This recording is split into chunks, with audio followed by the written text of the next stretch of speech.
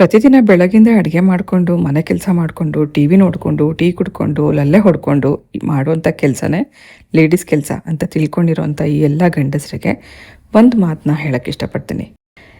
ಎಷ್ಟೋ ಗಂಡು ಮಕ್ಕಳು ಹೆಣ್ಮಕ್ಳನ್ನು ತುಂಬ ತುಚ್ಛವಾಗಿ ಕಾಣ್ತಾರೆ, ಅಥವಾ ಪ್ರತಿ ದಿನ ಮನೆಯಲ್ಲಿ ಮಾಡೋಂಥ ಕೆಲಸಗಳನ್ನು, ಹೆಣ್ಮಕ್ಳ ಕೆಲಸಗಳನ್ನು ಪ್ರತಿಯೊಂದನ್ನು ತುಲನೆ ಮಾಡಿ ಹೇಳೋದು. ಹಾಕುವಂಥ ಬಟ್ಟೆ ಆಗಲಿ, ಮಾಡುವಂಥ ಕೆಲಸ ಆಗಲಿ, ಇರುವಂಥ ರೀತಿ ಆಗಲಿ, ಯಾವುದನ್ನು ಕೂಡ ಬೇರೆ ಹೆಣ್ಮಕ್ಳಿಗೆ ಕಂಪೇರ್ ಮಾಡಿ ಮಾತಾಡೋಕ್ಕೆ ಹೋಗಬಾರ್ದು. ಯಾಕಂದರೆ ಪ್ರತಿಯೊಂದು ಹೆಣ್ಣು ಕೂಡ, ಈ ಭೂಮಿ ಮೇಲೆ ಇರುವಂಥ ಪ್ರತಿಯೊಂದು ಹೆಣ್ಣು ತುಂಬ ವಿಭಿನ್ನ. ಸೊ ಗಂಡು ಮಕ್ಕಳಿಗೆ ಒಂದು ಕಿವಿ ಮಾತು, ನೀವು ಇವತ್ತು ಹೆಣ್ಮಕ್ಳಿಗೆ ಅದೇನು ಕೊಡ್ತಿದ್ದೀರಾ ಅದಕ್ಕೆ 10 ಪಟ್ಟಷ್ಟು ನೀವು ನಾಳೆ ಅನುಭವಿಸ್ತೀರಾ. ಪ್ರೀತಿ ಕೊಟ್ಟರೆ 10 ಪಟ್ಟು ಪ್ರೀತಿ ನಿಮಗೆ ಸಿಗುತ್ತೆ, ನೋವು ಕೊಟ್ಟರೆ 10 ಪಟ್ಟಷ್ಟು ನೋವು ನೀವು ಅನುಭವಿಸ್ತೀರ. ಸೊ ಪ್ರತಿ ಮನೆಯಲ್ಲೂ ಹೆಣ್ಮಗುಗೆ ಸಿಗುವಂಥ ಸ್ಥಾನ ಮಾನಗಳಿಂದನೇ ನಾಳೆ ಆ ಗಂಡಿನ ಪರಿಸ್ಥಿತಿ ಅದ್ರ ಅನುಗುಣವಾಗಿ ಇರುತ್ತೆ. ಸೊ ಪ್ರೀತಿಯಿಂದ ನೋಡ್ಕೊಳ್ಳಿ, ನಿಮಗೂ ಪ್ರೀತಿ ಸಿಗುತ್ತೆ. ನೋವು ಕೊಟ್ಟರೆ ಖಂಡಿತ ನೀವು ಕೂಡ ನೋವನ್ನು ಅನುಭವಿಸೋದಕ್ಕೆ ಸಿದ್ಧವಾಗಿರಿ ಅಂತ ಹೇಳಕ್ಕೆ ಇಷ್ಟಪಡ್ತೀನಿ.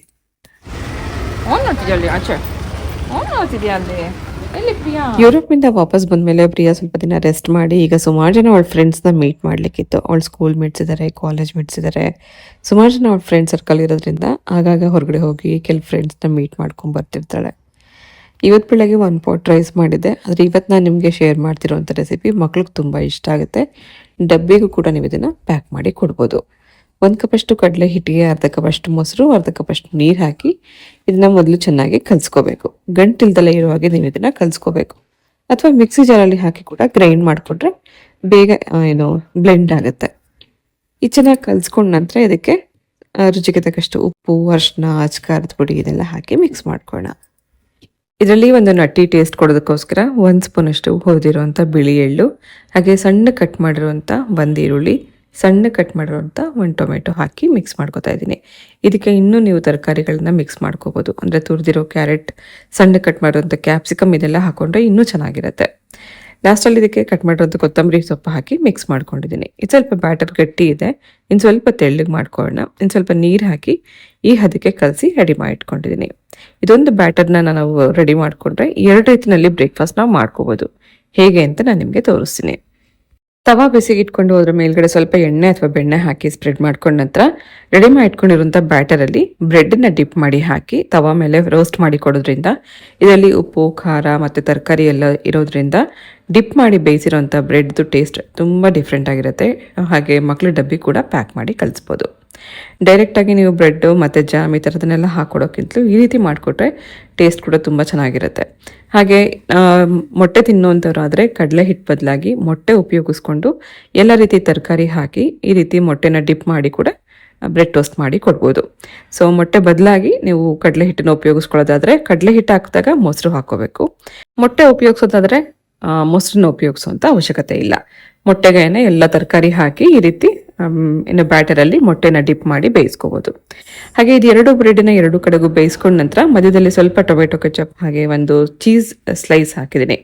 ಮಕ್ಳಿಗೆ ತುಂಬ ಇಷ್ಟ ಆಗುವಂಥ ಈ ಎಲ್ಲ ಇಂಗ್ರೀಡಿಯೆಂಟನ್ನು ಹಾಕಿರೋದ್ರಿಂದ ಡಬ್ಬಿ ಖಂಡಿತ ಖಾಲಿ ಮಾಡ್ಕೊಂಡು ಬರ್ತಾರೆ. ಅಷ್ಟೇ ಅಲ್ಲ, ಒಂದು ಈ ರೀತಿ ಬ್ರೆಡ್ನ ನೀವು ಟೋಸ್ಟ್ ಮಾಡಿ ಬಾಕ್ಸಲ್ಲಿ ಹಾಕ್ಕೊಟ್ರೆ ಸಾಕು. ಇದಕ್ಕೆ ನೆಂಚ್ಕೊಳ್ಳೋದಕ್ಕೂ ಏನು ಬೇಕು ಅಂತ ಅನ್ಸಲ್ಲ, ಹೊಟ್ಟೆ ಫುಲ್ ಆಗುತ್ತೆ 2 ಬ್ರೆಡ್ ಟೋಸ್ಟ್ ತಿನ್ನೋದ್ರಿಂದ. ಸೊ ಮನೇಲಿರುವಂಥ ಬೇರೆ ಜನಗಳಿಗೆ ನೀವು ಇದನ್ನೇ ಬ್ಯಾಟರ್ನ ಬ್ರೇಕ್ಫಾಸ್ಟ್ ರೀತಿ ಮಾಡ್ಕೊಡೋದಾದ್ರೆ ಈ ರೀತಿ ದೋಸೆ ರೀತಿನಲ್ಲಿ ಕೂಡ ನೀವು ಮಾಡ್ಕೊಡ್ಬೋದು.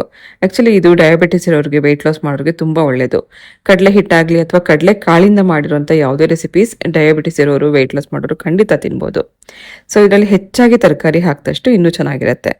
ಸ್ವೀಟ್ ಕಾರ್ನ್ ಹಾಗೆ ಕ್ಯಾಪ್ಸಿಕಮ್, ಕ್ಯಾರೆಟ್ ಇಂಥದನ್ನು ಕೂಡ ಸೇರಿಸ್ಕೋಬೋದು. ಸ್ವೀಟ್ ಕಾರ್ನ್ ಹಾಕುವಾಗ ಸ್ವಲ್ಪ ಕ್ರಷ್ ಮಾಡಿ ಅದಕ್ಕೆ ಮಿಕ್ಸ್ ಮಾಡಿಕೊಂಡು ಬ್ಯಾಟರಲ್ಲಿ ಈ ರೀತಿ ದೋಸೆ ರೀತಿಯಲ್ಲಿ ಕೂಡ ಮಾಡಿಕೊಡ್ಬೋದು. ಇದರಲ್ಲೇ ಹೆಚ್ಚಾಗಿ ತರಕಾರಿಗಳಿರೋದ್ರಿಂದ ನೆಂಚ್ಕೊಳ್ಳೋದಕ್ಕೆ ಏನು ಬೇಕು ಅಂತ ಅನ್ಸಲ್ಲ. ಆದರೆ ನಾನು ಇದನ್ನು ಟೊಮೆಟೊ ಕೆಚಪ್ ಜೊತೆಗೆ ಸರ್ವ್ ಮಾಡ್ತಾ ಇದ್ದೀನಿ.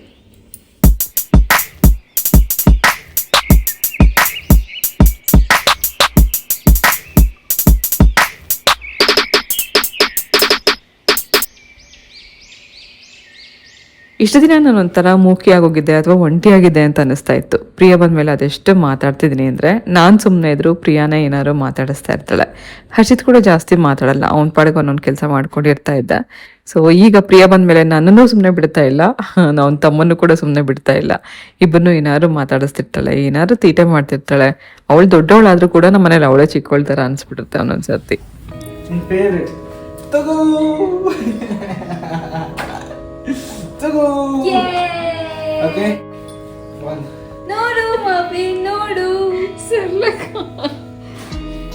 ಇವಾಗಲೂ ಸೆರ್ಲಾಕ್ ತುಂಬಾ ಇಷ್ಟ. ಅಲ್ಲೂ ಇಟ್ಕೊಂಡು ತಿಂತಾ ಇದ್ದೆ ಪ್ರಿಯ. ಅದು ತಗೊಂಡಿದ್ದೆ.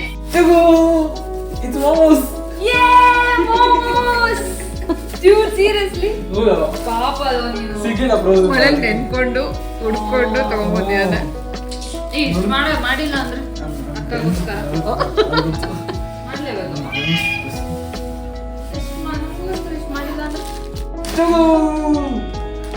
what is this? Cheese waffles. Sorry, waffles are wafers. Okay. Ready for the final one? Yay! So ಯಾವುದು ಬಾತ್ರೂಮ್ ಕ್ಲೀನಿಂಗ್ ಅಷ್ಟೇನಾ? ಆಯ್ತು ಸರಿ ತೋರಿಸಿ. ಅಷ್ಟೇನಾ? Ready? Yay! Ready?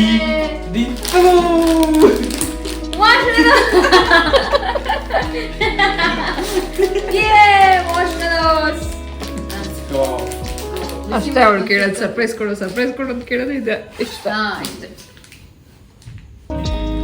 ಸೆರ್ಲಾಕ್ ಇದ್ರೆ ಇನ್ನೇನು ಬೇಡ. ಐ ಮೀನ್ ಎಲ್ಲಾನು ಬೇಕಿಲ್ಲ. Dude, it's been ಆಯ್ತು ತಿಂದು. Oh my god.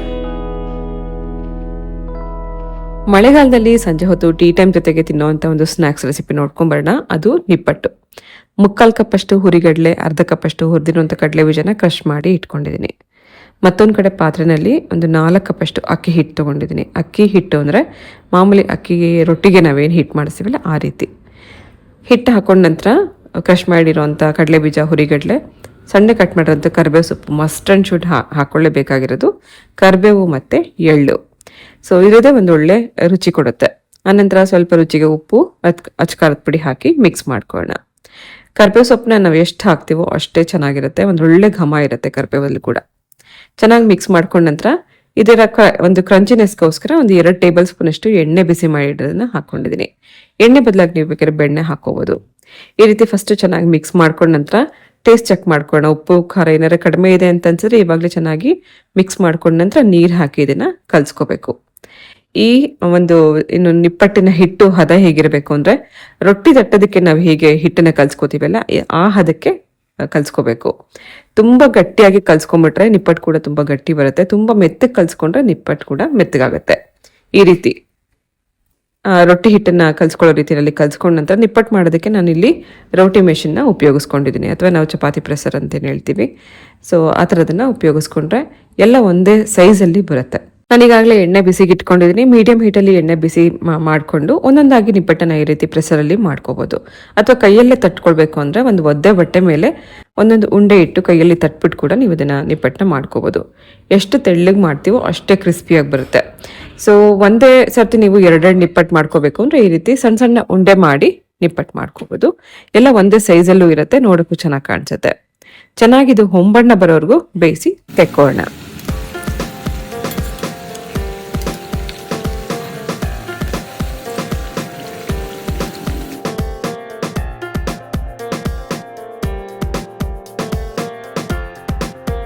ನೋಡಿ, ಹೀಗೆ ಕಲರ್ ಕೂಡ ಚೇಂಜ್ ಆಗಿದೆ, ಹಾಗೆ ಮೇಲ್ಗಡೆ ನೊರೆ ಎಲ್ಲ ನಿಂತಿದೆ ಅಂದ್ರೆ ಚೆನ್ನಾಗಿದೆ, ಬೆಂದಿದೆ ಅಂತ ಅರ್ಥ.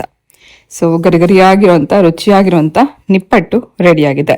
ಈ ರೀತಿ ನಿಪ್ಪಟ್ಟು ನೀವು ಮಾಡಿಟ್ಕೊಂಡ್ರೆ ಸುಮಾರು ತಿಂಗಳವರೆಗೂ ಇಟ್ಕೊಂಡು ತಿನ್ಬೋದು.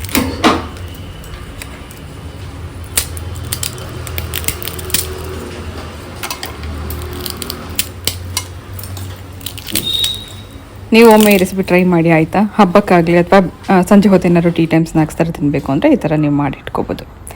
ಇವತ್ತು ಕೆಳಗಡೆ ಪಾರ್ಕಿಂಗ್ ಹಾಗೆ ಸ್ಟೋರ್ ರೂಮ್ ಕೂಡ ಕ್ಲೀನ್ ಮಾಡಿಸ್ತಾ ಇದ್ದೀನಿ. ಸೊ ಇನ್ನೇನು ಕೆಲವೇ ದಿನಕ್ಕೆ ನಮ್ಮ ಬಿಸ್ನೆಸ್ನ ಕೂಡ ರೀಸ್ಟಾರ್ಟ್ ಮಾಡ್ತಾ ಇರೋದ್ರಿಂದ ಒಂದ್ಸತಿ ಎಲ್ಲ ಡೀಪ್ ಕ್ಲೀನ್ ಮಾಡಿಸೋಣ ಅಂತ ಅಂದ್ಕೊಂಡೆ. ಸೊ ಕೆಳಗಡೆ ರೂಮಲ್ಲಿರೋವಂಥದ್ದನ್ನೆಲ್ಲ ಹೊರಗಡೆ ಪಾರ್ಕಿಂಗಲ್ಲಿ ಇಟ್ಟು ಆ ರೂಮ್ ಎಲ್ಲ ಕ್ಲೀನ್ ಮಾಡಿದ ನಂತರ ಇದನ್ನೆಲ್ಲ ಮತ್ತೆ ಕ್ಲೀನ್ ಮಾಡಿ ಒಂದೊಂದಾಗಿ ಇಲ್ಲಿ ರೂಮ್ಗೆ ಶಿಫ್ಟ್ ಮಾಡ್ಕೋಬೇಕು.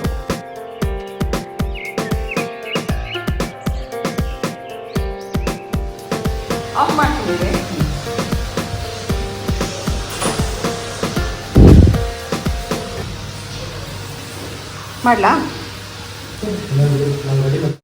ಇದು ನೆಕ್ಸ್ಟ್ ಡೇ ರೂಮ್ ಎಲ್ಲ ಕ್ಲೀನ್ ಆದ್ಮೇಲೆ ಸಂಪ್ ಕೂಡ ಕ್ಲೀನ್ ಮಾಡಿಸ್ತಾ ಇದೀನಿ. ಸುಮಾರು ದಿನ ಆಗಿತ್ತು, ಇಲ್ಲೆಲ್ಲ ವಸ್ತುಗಳೆಲ್ಲ ಇಟ್ಟಿದ್ರಿಂದ ಸಂಪ್ ಕ್ಲೀನ್ ಮಾಡ್ಸಕ್ ಕಷ್ಟ ಆಗುತ್ತೆ ಅಂತ ಅನ್ನಕ್ಕೋಸ್ಕರ ಇವತ್ತು ಹೇಗೂ ಎಲ್ಲ ಖಾಲಿ ಇದ್ದಿದ್ರಿಂದ ಸಂಪ್ ಕ್ಲೀನ್ ಮಾಡಿಸೋದಕ್ಕೆ ಕರ್ಸಿದ್ದೆ.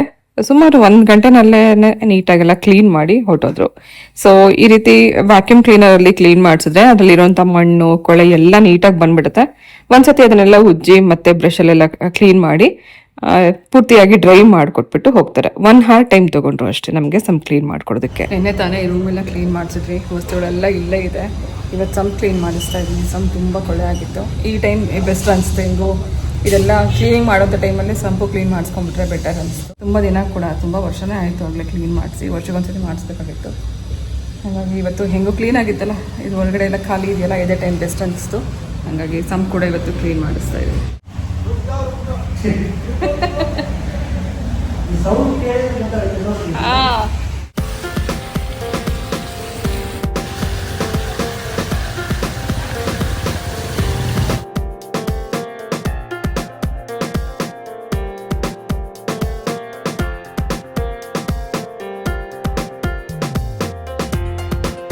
ಒಂದಾದ್ಮೇಲೆ ಒಂದು ಕ್ಲೀನಿಂಗ್ ನಡೀತಾನೆ ಇದೆ. ಮನೆ ಎಲ್ಲ ಕ್ಲೀನ್ ಮಾಡಿಸಿದಾಯಿತು. ಕಿಚನ್ ಕ್ಲೀನ್ ಮಾಡಿಸಿ, ಬಾತ್ರೂಮ್ ಕ್ಲೀನ್ ಮಾಡಿಸಿ, ಇವಾಗ ಕೆಳಗಡೆ ಸ್ಟೋರ್ ರೂಮ್ ಕೂಡ ಕ್ಲೀನ್ ಮಾಡಿಸಿ, ನಂತರ ಸಂಪ್ ಕೂಡ ಕ್ಲೀನ್ ಆಯಿತು. ಸುಮಾರು ದಿನದಿಂದ ಮಾಡಿಸಿರಲಿಲ್ಲ. 1000 ರೂಪಾಯಿ ಚಾರ್ಜ್ ಮಾಡಿದ್ರು. ಫಸ್ಟು ಅದರಲ್ಲಿರೋಂಥ ನೀರೆಲ್ಲ ತೆಗೆದು ಆಮೇಲೆ ವ್ಯಾಕ್ಯೂಮ್ ಕ್ಲೀನರಲ್ಲಿ ಒಂದ್ಸತಿ ಕ್ಲೀನ್ ಮಾಡ್ತಾರೆ. ಅದಾದಮೇಲೆ ಪ್ರೆಷರ್ ವಾಶ್ ಒಂದ್ಸತಿ ಮಾಡಿದ್ರು. ಮುಂಚೆ ಥರ ಬ್ರಷಲ್ಲೆಲ್ಲ ಉಜ್ಜೋದು ಮತ್ತು ಬ್ಲೀಚೆಲ್ಲ ಹಾಕೋದು ಏನೂ ಮಾಡಲಿಲ್ಲ. ಪ್ರೆಷರ್ ವಾಶ್ ಕ್ಲೀನ್ ಮಾಡಿಬಿಟ್ಟು ಹೋದರು ಅಷ್ಟೇ. ಸೊ ಅದಕ್ಕೋಸ್ಕರ ಓಪನ್ ಮಾಡಿ ಬಿಟ್ಟು ಬಂದಿದ್ದೀನಿ. ಒಂದು ಅರ್ಧ ಮುಕ್ಕಾಲು ಗಂಟೆ ಡ್ರೈ ಆದಮೇಲೆ ಮತ್ತೆ ನಾವು ನೀರು ತುಂಬಿಸ್ಕೊಬೋದು ಅಂತ ಹೇಳಿದರು. ಅದರಲ್ಲಿರೋಂಥ ಗಲೀಜು ನೀರೆಲ್ಲ ತೆಗೆದು ಕ್ಲೀನ್ ಮಾಡಿಕೊಡೋದಕ್ಕೆ 1000 ರೂಪಾಯಿ ಚಾರ್ಜ್ ಮಾಡಿದ್ರು. ಕೆಲಸ ಎಷ್ಟಿರುತ್ತೆ ಅಂದರೆ ಪ್ರತಿದಿನ ಮಾಡಿಸ್ತಾ ಇದ್ದರೆ ಇದ್ದೇ ಇರುತ್ತೆ. ಇದಾಯಿತು ಅಂದರೆ ಇನ್ನೊಂದಾಯಿತು ಅಂದರೆ ಮತ್ತೊಂದು. ರೋಡಲ್ಲೆಲ್ಲ ನೀರು ಸಂಪ್ ಕ್ಲೀನ್ ಮಾಡಿರೋದಕ್ಕೆ. ರೋಡ್ ನೋಡಿ ಏನು ಸ್ಥಿತಿ ಆಗಿದೆ ಅಂತ. ಈ ಕಡೆ ಫುಟ್ಪಾತ್ ಬೇರೆ ರಿಪೇರಿ ಕೆಲಸ ನಡೀತಾ ಇದೆ. ಫುಲ್ ಹೊರಗಡೆ ಕಾಲಿಡೋಕ್ಕಾಗಲ್ಲ ಆ ಥರ ಆಗಿಬಿಟ್ಟಿದೆ. ಮಕ್ಕಳಿಬ್ಬರು ಸ್ನಾನಕ್ಕೆ ಹೋದರು. ಮೇಲ್ಗಡೆ ಟ್ಯಾಂಕಿಗೆ ಮಾತ್ರ ನೀರು ತುಂಬಿಸ್ಕೊಂಡಿದ್ದೆ, ಸೋಲಾರ್ಗೆ. ಮತ್ತು ಇನ್ನೊಂದು 2 ಟ್ಯಾಂಕ್ ಇದೆ. ಸಂಪ್ ಮತ್ತು ಮೇಲ್ಗಡೆ ಟ್ಯಾಂಕ್ 2 ಕೂಡ ಒಟ್ಟಿಗೆ ಕ್ಲೀನ್ ಮಾಡಿಸಿದ್ರೆ ನೀರಿಗೆ ತೊಂದರೆ ಆಗುತ್ತೆ. ಒಂದು ಯಾವುದಾದ್ರು ನೀರು ತುಂಬಿಸ್ಕೊಂಡಿದ್ದು ಇನ್ನೊಂದು ಕ್ಲೀನ್ ಮಾಡಿಸ್ಬೋದು. ಸೊ ಫಸ್ಟ್ ಸಂಪ್ ಕ್ಲೀನ್ ಮಾಡಿಸಿ ಅಲ್ಲಿ ನೀರು ತುಂಬಿಸ್ಕೊಂಡು ಇನ್ನೊಂದು ಸರ್ತಿಗೆ ಬುಕ್ ಮಾಡಿ ಮೇಲ್ಗಡೆಗೆ ಟ್ಯಾಂಕ್ ಕ್ಲೀನ್ ಮಾಡಿಸ್ಕೋಬೇಕು. ಒಂದು 1000 ಲೀಟರ್ದೊಂದು ಮೇಲ್ಗಡೆ ಟ್ಯಾಂಕ್ ಇದೆ, ಇನ್ನೊಂದು 500 ಲೀಟರ್ದೊಂದಿದೆ. ಒಂದು ಸೋಲಾರ್ಗೆ ಅಂತಲೇ ಇಟ್ಬಿಟ್ಟಿದ್ದೀವಿ, ಇನ್ನೊಂದೆಲ್ಲ ಬೇರೆ ಕ್ಲೀನಿಂಗ್ ಕೆಲಸಕ್ಕೆ ಅದಕ್ಕೆಲ್ಲ 1000 ಲೀಟ್ರದ್ದು ಉಪಯೋಗಿಸ್ಕೋತೀವಿ. ಈ ಥರ ಮೇಲ್ಗಡೆ 2 ಟ್ಯಾಂಕ್ ಇರೋದ್ರಿಂದ, ಸಿಂಟೆಕ್ಸ್ ಇರೋದ್ರಿಂದ ಆ ಸಿಂಟೆಕ್ಸ್ ಇನ್ನೊಂದು ಕ್ಲೀನ್ ಮಾಡಿಸ್ಬೇಕು. ಸೊ ಫ್ಯಾಕ್ಟ್ರಿ ಕೆಲಸ ಇವಾಗ ಮತ್ತೆ ರೀಸ್ಟಾರ್ಟ್ ಮಾಡಬೇಕು. ಫಸ್ಟ್ ಇದೆಲ್ಲ ಕ್ಲೀನಿಂಗ್ ಕೆಲಸ ಮುಗಿಸ್ಬಿಟ್ರೆ ಇದು ಸ್ವಲ್ಪ ನನಗೆ ತಲೆನೋವು, ಇದೊಂದು ಸ್ವಲ್ಪ ಕಮ್ಮಿ ಆಗುತ್ತೆ, ಟೆನ್ಷನ್ ಕಮ್ಮಿ ಆಗುತ್ತೆ. ಆಮೇಲೆ ಆರಾಮಾಗಿ ನನ್ನ ಕೆಲಸದಲ್ಲಿ ನಾನು ಬ್ಯುಸಿ ಆಗ್ಬೋದು ಅಂತ ಅಂದ್ಕೊಂಡು ಫಸ್ಟ್ ನಾನು ಈ ರೆಸ್ಟ್ ಟೈಮಲ್ಲಿ ಇದನ್ನೆಲ್ಲ ಕ್ಲೀನಿಂಗ್ ಕೆಲಸ ಕಂಪ್ಲೀಟ್ ಮಾಡ್ತಾ ಇದ್ದೀನಿ. ಕ್ವಿಕ್ ಆ್ಯಂಡ್ ಈಸಿಯಾಗಿ ಒಂದು ಲಂಚ್ ರೆಸಿಪಿ ನೋಡ್ಕೊಂಬರೋಣ. ಮೊದಲನೇದಾಗಿ ಬಾಣಲಿನಲ್ಲಿ ಒಂದು ಸ್ವಲ್ಪ ಎಣ್ಣೆ ಹಾಕಿ ಅದರಲ್ಲಿ ಸಾಸಿವೆ, ಜೀರಿಗೆ, ಉದ್ದಿನ ಬೇಳೆ ಹಾಕಿ ಫ್ರೈ ಮಾಡ್ಕೊಳ್ಳೋಣ. ಬೇಳೆ ಸ್ವಲ್ಪ ಕೆಂಪಗಾದ ನಂತರ ಸಣ್ಣ ಕಟ್ ಮಾಡಿರೋಂಥ ಈರುಳ್ಳಿ ಹಾಕಿ ಫ್ರೈ ಮಾಡ್ಕೊಂಡಿದ್ದೀನಿ. ಈರುಳ್ಳಿ ಸ್ವಲ್ಪ ಕ್ರಂಚಿಯಾಗಿರೋ ಹಾಗೆಯೇ ಹುರ್ಕೋಬೇಕು, ತುಂಬ ಜಾಸ್ತಿ ಮೆತ್ತಗೆ ಮಾಡ್ಕೋಬಾರ್ದು. ಈರುಳ್ಳಿ ಹುರ್ಕೊಂಡ ನಂತರ ಇದಕ್ಕೆ ಒಂದು ಸಣ್ಣ ಟೊಮೆಟೊ ಕಟ್ ಮಾಡೋದನ್ನು ಹಾಕ್ಕೊಂಡಿದ್ದೀನಿ. ಸೊ ಈ ಟೊಮೆಟೊ ಕೂಡ ಸ್ವಲ್ಪ ಮೆತ್ತಗಾಗೋವರೆಗೂ ಹುರ್ಕೊಳ್ಳೋಣ. ಇದು ಆಲೂಗಡ್ಡೆ ಬಳಸಿ ಮಾಡ್ತಿರೋದ್ರಿಂದ ಫಸ್ಟ್ ಆಲೂಗಡ್ಡೆ ಬೇಯಿಸಿ ಮ್ಯಾಶ್ ಮಾಡಿ ಇಟ್ಕೊಂಡಿದ್ದೀನಿ. ಟೊಮೆಟೊ ಹಾಕಿದ ಕೂಡಲೇ ಒಂದು ಸ್ವಲ್ಪ ಉಪ್ಪು, ಅರಿಶಿನ, ಹಾಗೆ 1.5 ಟೇಬಲ್ ಸ್ಪೂನಷ್ಟು ಕಡಲೆ ಹಿಟ್ಟು ಹಾಕಿದ್ದೀನಿ. ಕಡಲೆ ಹಿಟ್ಟು ಹಾಕೋದ್ರಿಂದ ಗ್ರೇವಿ ಗಟ್ಟಿ ಬರುತ್ತೆ. ಅದು ಸ್ವಲ್ಪ ಕಡಲೆ ಹಿಟ್ಟಲ್ಲಿರುವಂಥ ಹಸಿ ವಾಸನೆ ಹೋಗೋವರೆಗೂ ಒಗ್ಗರಣೆ ಜೊತೆಗೆ ಚೆನ್ನಾಗಿ ಹುರ್ಕೋಬೇಕು. ಇದು ಹುರ್ಕೊಳ್ಳುವಾಗ ಸ್ವಲ್ಪ ಬಾಣಲಿಗೆಲ್ಲ ಅಂಟ್ಕೋತಾ ಇದೆ ಅಂತ ಅನಿಸುವಾಗ ಸ್ವಲ್ಪ ನೀರು ಹಾಕ್ಕೊಂಡ್ರೆ ಆ ಪ್ರಾಬ್ಲಮ್ ಎಲ್ಲ ಏನೂ ಇರಲ್ಲ. ಚೆನ್ನಾಗಿ ಇದನ್ನು ಕುದಿಸ್ಕೋಬೇಕು.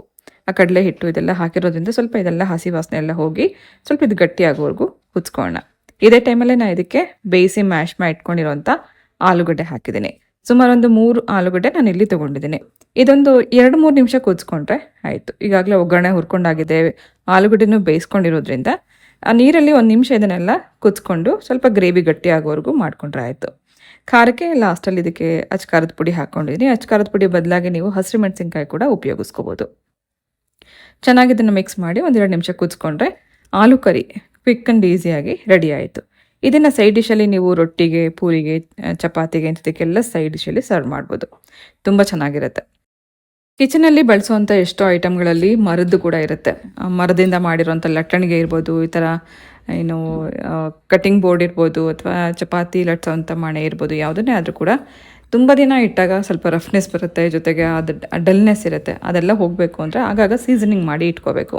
ಸೀಸನಿಂಗ್ ಮಾಡೋದು ಹೇಗೆ ಅಂದರೆ ಫಸ್ಟ್ ಇದನ್ನು ಚೆನ್ನಾಗಿ ತೊಳೆದು ನೀಟಾಗಿ ಅದರ ಮೇಲೆ ನೀರೆಲ್ಲ ಒರೆಸ್ಬಿಟ್ಟು ನಂತರ ಒಂದು ಸ್ವಲ್ಪ ಎಣ್ಣೆ ಹಚ್ಚಿ ಇಟ್ಕೊಳ್ಳೋದ್ರಿಂದ ಆ ಡ್ರೈನೆಸ್ ಬರಲ್ಲ, ಜೊತೆಗೆ ಮೇಲ್ಗಡೆ ಫಂಗಸ್ ಥರ ಏನು ಬರುತ್ತೆ ಅದೆಲ್ಲ ಬರ್ದಲೇ ಇರೋ ಹಾಗೆ ಆಗಾಗ ಕ್ಲೀನ್ ಮಾಡಿ ಈ ರೀತಿ ಸೀಸನಿಂಗ್ ಮಾಡಿ ಇಟ್ಕೋಬೋದು.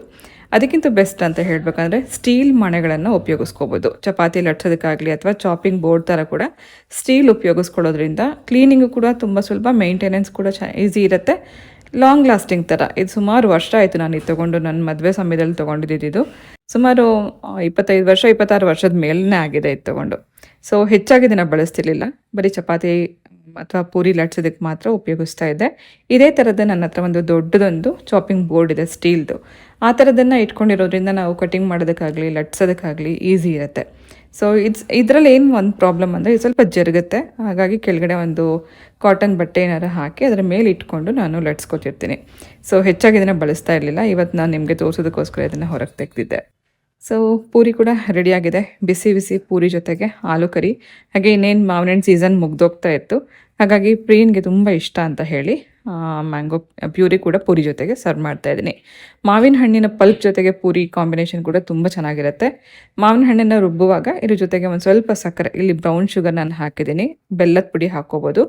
ಆನಂತರ ಸ್ವಲ್ಪ ಮೊಸರು ಹಾಗೆ ಏಲಕ್ಕಿ ಪುಡಿ ಹಾಕಿ ಏನು ಇದನ್ನು ಗ್ರೈಂಡ್ ಮಾಡಿಕೊಂಡ್ರೆ ಮ್ಯಾಂಗೋ ಪ್ಯೂರಿ ರೆಡಿ ಆಗುತ್ತೆ. ಇದನ್ನು ಕುಡಿಯೋಕ್ಕೂ ಚೆನ್ನಾಗಿರುತ್ತೆ, ಈ ಥರ ಪೂರಿ ಕಾಂಬಿನೇಷನ್ ಆಗಿ ಸರ್ವ್ ಮಾಡಲಿಕ್ಕೂ ಕೂಡ ಚೆನ್ನಾಗಿರುತ್ತೆ. ಅಂದರೆ ಪೂರಿನ ಅದರಲ್ಲಿ ಅದ್ಕೊಂಡು ತಿನ್ನೋದಕ್ಕೂ ಚೆನ್ನಾಗಿರುತ್ತೆ. ಕ್ವಿಕ್ ಆ್ಯಂಡ್ ಈಸಿಯಾಗಿ ಮಧ್ಯಾಹ್ನದ ಲಂಚ್ ಪ್ಲೇಟಲ್ಲಿ ರೆಡಿಯಾಗಿದೆ. ಬಿಸಿ ಬಿಸಿ ಪೂರಿ ಜೊತೆಗೆ ಆಲೂ ಕರಿ ಮತ್ತು ಮಾವಿನ ಹಣ್ಣಿನ ರಸ ಅಥವಾ ಮ್ಯಾಂಗೋ ಪಲ್ಪ್ ಜೊತೆಗೆ ನಾನು ಪೂರಿನ ಸರ್ವ್ ಮಾಡ್ತಾಯಿದ್ದೀನಿ. ತಿನ್ನಕ್ಕೆ ಹೋಗೋಣ. ಮಮ್ಮಿ ನನಗೆ ಅಂತ ಫ್ರೈಡ್ ಮೋಮೋಸ್ ಮಾಡಿದೆ. ನಾನು ಹೇಳಿದೆ ಮಮ್ಮಿಗೆ ಹರ್ಷನ್ ಕರೆಯೋದು ಬೇಡ, ನಾನು ಇಬ್ಬರೇ ತಿನ್ನೋಣ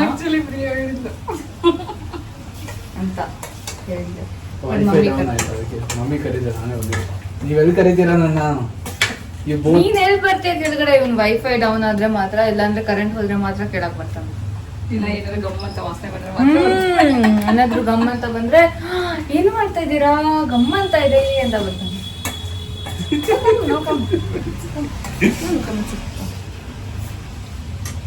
ನಿಮ್ ಮನೆ ವರಮಹಾಲಕ್ಷ್ಮಿ ಶಾಪಿಂಗ್ ಎಲ್ಲ ಆಯ್ತಾ? ನಮ್ಮನ್ನ ಹತ್ಕೊಂಡು ನೋಡಿ ಮಾ.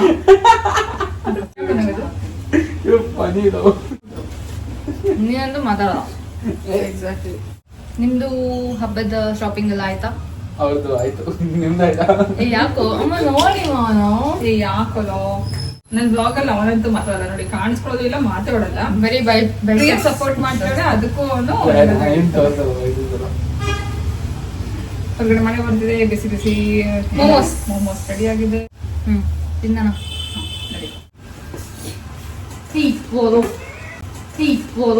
They ask you how you are, you just have to say that you're fine when you're not really fine, but you just can't. ಈ ವ್ಲಾಗ್ ಹಬ್ಬಕ್ಕೆ ಮುಂಚೆ ಶೂಟ್ ಮಾಡಿದ್ದು, ಹಾಗಾಗಿ ನಿಮಗೆ ಹಬ್ಬದ ಪ್ರಿಪ್ರೇಷನ್ ಬಗ್ಗೆ ಪ್ರಿಯಾ ಕೇಳ್ತಾ ಇದ್ಲು. ಸೊ ನೆಕ್ಸ್ಟ್ ವ್ಲಾಗಲ್ಲಿ ನಮ್ಮ ಹಬ್ಬದ ವ್ಲಾಗ್ನ ನಿಮ್ಮ ಜೊತೆಗೆ ಶೇರ್ ಮಾಡ್ತೀನಿ ಅಂತ ಹೇಳ್ತಾ ನಾನು ಹೊರಡ್ತಾ ಇದ್ದೀನಿ. ಮತ್ತೆ ಸಿಗ್ತೀನಿ ನಾಳೆ ಇನ್ನೊಂದು ಇಂಟ್ರೆಸ್ಟಿಂಗ್ ಆಗಿರೋಂಥ ವ್ಲಾಗ್ ಜೊತೆಗೆ. ಹೋಗ್ಬರಲಾ?